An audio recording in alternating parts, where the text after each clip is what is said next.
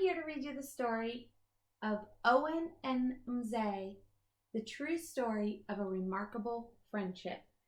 It is told by Isabella Hatkoff, Craig Hatkoff, and Dr. Paula Kahumbu, and the photographs are by Peter Gretzky. It's about a friendship between a hippo and a tortoise. I hope you enjoy this story. It is a true story. Owen and Mzee, the true story of a remarkable friendship. And at the beginning, Isabella and Craig talk about why they chose to write this story. Dear friends, like so many people everywhere, we were captivated by an incredible photograph that appeared in the newspapers in January 2005. It showed a baby hippo snuggling with a giant tortoise. We read that the unlikely pair, now inseparable companions, were brought together as a result of a tsunami that occurred in the Indian Ocean on December 26, 2004. As father and daughter, we were deeply moved by their story of resilience and friendship, and we wanted to learn more. We contacted Dr. Paula Kahumbu, General Manager of Holler Park, where Owen and Mzee now live, and Dr. Paula shared with us the whole story of Owen's dramatic rescue from the sea and the healing that Owen drew from his friendship with Mzee. We all decided to write a book together that we could share Owen and Mzee's adventure with children and adults everywhere. Then, Peter Gretzky, the photographer whose image brought Owen and Mzee to the world's attention, happily agreed to take part. Before we knew it, this book was born. We hope the incredible story you are about to read inspires you as much as it has us. It shows us how connected we really are with everyone and everything. It is also a vivid reminder that even when the world seems bleakest, we should never give up. With love and hope, Isabella and Craig. This is the true story of two great friends, a baby hippopotamus named Owen and a 130-year-old tortoise named Mzee. The hippo was not always friends with the tortoise. He wasn't always known as Owen, and Owen was not always famous the world over. Here is how it all happened. Before the baby hippopotamus became known as Owen, he lived with his mother in a group or pod with about 20 other hippos. They fed and wallowed in and around the Sabaki River in Kenya, a nation on the east coast of Africa. When he was about 1 year old, heavy December rains flooded the river. The racing water washed Owen and his family down the river until the fresh water became salty and the river flowed into the Indian Ocean near the small coastal town of Malindi. For days, the people of Malindi tried to chase the hippos back up the river, but the hippos enjoyed grazing the grasses along the shore and in the villagers' yards. Since hippos are the most dangerous animals in Africa, and a full-grown adult can weigh as much as 8,000 pounds, there was little people could do. So hippos may look cute and lovable, but they are actually one of the most dangerous, in fact, not one of the most, they said they are the most dangerous animal in Africa because of their weight and their strong, powerful jaws. But so he lived originally in a pod or family of hippos like this. On the morning of December 26, 2004, the sea suddenly rushed high into the beaches, and surging waves pounded the shore. Many of the villagers' boats were damaged, and many fishermen had to be rescued. Before long, the sea was calm again, but it was a frightening time for everybody. A day passed before anyone thought to check on the hippos. The villagers now saw only one hippopotamus in the sea, a baby without his mother, stranded on a sandy coral reef among the seagrass. Tired and frightened, he was unable to reach the shore on his own. Soon, hundreds of villagers and visitors were working together to help the young hippo. They knew that he would become sick if he stayed in the salty sea water for long. They used ropes, boats, fishing nets, and even cars to try to rescue him and bring him ashore to safety. And this is the Malindi fishermen and their colorfully decorated wooden boats, and this is how Owen was stranded out among the coral reef and couldn't get out. It was soon clear that a rescue wouldn't be easy. Though the baby hippo was only about 2 feet tall, he weighed a hefty 600 pounds and was slippery and strong, and the hippo was alarmed by all the human commotion. Angrily, he broke through their nets and escaped from their ropes. Hours went by, and the anxious crowds of people who gathered to watch feared that the hippo could not be saved. Finally, with a stronger shark net, the rescuers were able to catch the hippo. A brave visitor named Owen Sabine tackled him, stopped him long enough to let others secure the net. That is why, when it came time to choose a name for the hippo, it seemed only right that he should be called Owen. At last, the rescuers towed the baby hippo toward land. When they reached the shore, a loud, joyous cheer went up from 1,000 men, women, boys, and girls who now crowded the beach. Their happy cries could be heard almost a mile away. Wrapped in the net, Owen was hoisted into the back of a pickup truck and brought to a shady spot. So you can't really see him in the pickup truck because he's surrounded by thousands of people. People weren't sure where Owen should be taken next. They called Holler Park an animal sanctuary about 50 miles away near the city of Mombasa. Dr. Paula Kahumbu, the manager, immediately offered Owen a place to live there. She explained that he could never be returned to the wild. Since he was still a baby, he wouldn't have learned yet how to fend for himself, and he would never be welcomed into another hippopod. He would be seen as an intruder and attacked. But they would take good care of him in Holler Park. Dr. Paula offered to drive to Malindi herself to bring Owen to his new home. Dr. Paula knew she would need help. She asked the chief animal caretaker, Stephen Tui, to come along with her. She knew that Stephen had a special way with animals. Some people said he could even talk to them. Dr. Paula and Stephen quickly set off in her small truck to Malindi. Meanwhile, ecologist Sabine Bear got to work with others in Holler Park to prepare for Owen's arrival. Here is a picture of Dr. Paula, Stephen, and Sabine. When Dr. Paula and Stephen arrived in Malindi, they helped to remove the nets and lead Owen out of the pickup. But Owen became angrier than ever and charged at the people gathered around. They tried to help him calm down by wrapping a blanket around his head. That way he wouldn't see the things that were upsetting him. But Owen was angry about that too. After many hours, about a dozen rescuers managed to move Owen from the pickup into Dr. Paula's truck, tying him so that he would be safe during the long drive to Holler Park. And the picture says, everyone tried to make Owen as comfortable as possible. Meanwhile, Sabine and other workers prepared a large enclosure for Owen. They chose a part of the park that had a pond and a mud wallow, as well as trees and brush. Everything a hippo could want. The area was already home to a number of bushbacks, vervet monkeys, and a giant Aldabra tortoise called Mzee.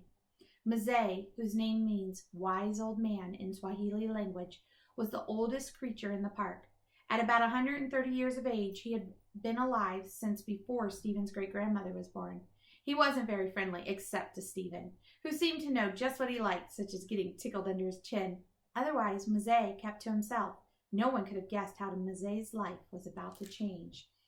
And there's a picture of Stephen tickling him under his neck, and a close-up of Mzee, which again means wise old man. Finally, Dr. Paula and Stephen arrived with Owen, who was now weak and exhausted. As soon as the ropes that held him were untied, Owen scrambled from the truck directly to Mzee, resting in a corner of the enclosure. Owen crouched behind Mzee, the way baby hippos often hide behind their mothers, for protection.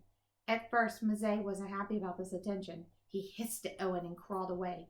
But Owen, who could easily keep up with the old tortoise, did not give up. Slowly, as the night went on, Mzee began to accept his new companion. When the park workers checked on them in the morning, Owen was snuggled up against Mzee, and Mzee didn't seem to mind at all. And there they are that night, snuggling close together. Over the next few days, Mzee continued to crawl away, and Owen continued to follow him. But sometimes it was Owen who would walk away from Mzee, and Mzee who would follow. Bit by bit, Mzee grew friendlier. At first, Owen wouldn't eat any of the leaves left out for him. Stephen and the other caretakers were worried that he would weaken even more. Then they noticed Owen feeding right beside Mzee, as if Mzee were showing him how to eat.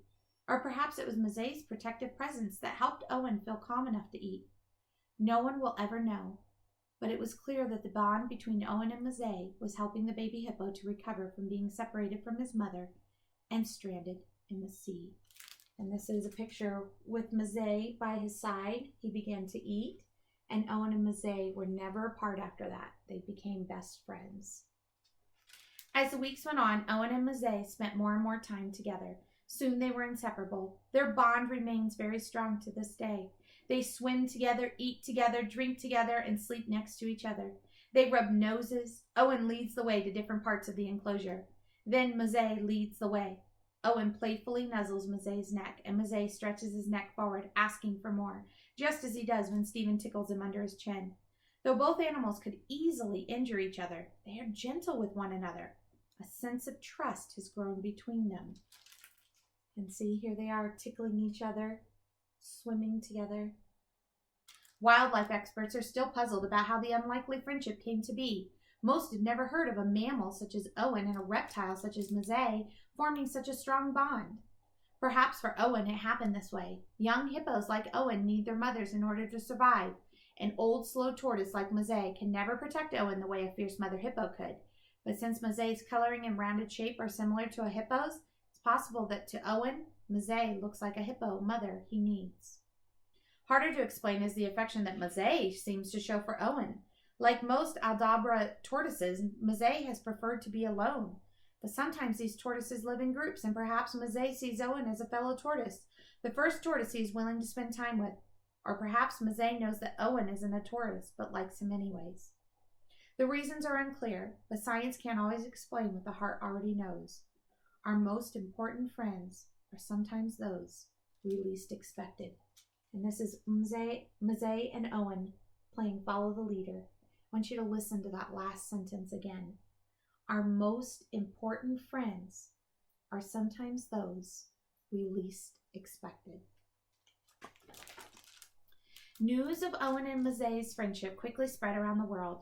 People all over have come to love Owen, who endured so much yet never gave up, and Mzee, who became Owen's friend when he needed one most.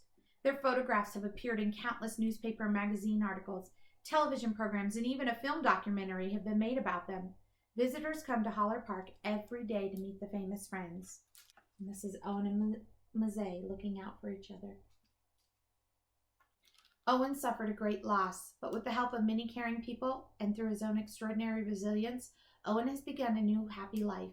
Most remarkable is the role that Mzee has played. We'll never know for sure whether Owen sees Mzee as a mother, a father, or a very good friend, but it really doesn't matter. What matters is that Owen isn't alone, and neither is Mzee. And that is the true story of Owen and Mzee, two great friends. Owen's future looks very bright. Oh my goodness, that picture melts my heart. In the back, it tells a little more about Kenya, Malinde, and hippopotami. Instead of saying hippopotamuses, you say hippopotami. And also Aldabra tortoises. And then it tells more about the future and where Owen and Mzee are today. So I'm going to read that part to you. Owen and Mzee and the tsunami, December 2004. Owen was found stranded the day after the devastating tsunami that occurred in the eastern Indian Ocean on December 26, 2004. The towering waves of the tsunami were caused by a massive earthquake under the ocean floor near Indonesia. More than 175,000 people lost their lives, and entire towns were destroyed. By the time the tsunami traveled 4,000 miles to the shores of Kenya, the waves had lost most of their force and damage there was less severe. But the whole world was shocked and saddened at the news of this disaster. The story of Owen's rescue and friendship with Mzee filled people everywhere with hope. It reminded us all that even through terrible, unexpected things happen, the power of courage, love, and the preciousness of life will prevail. The future for Owen and Mzee.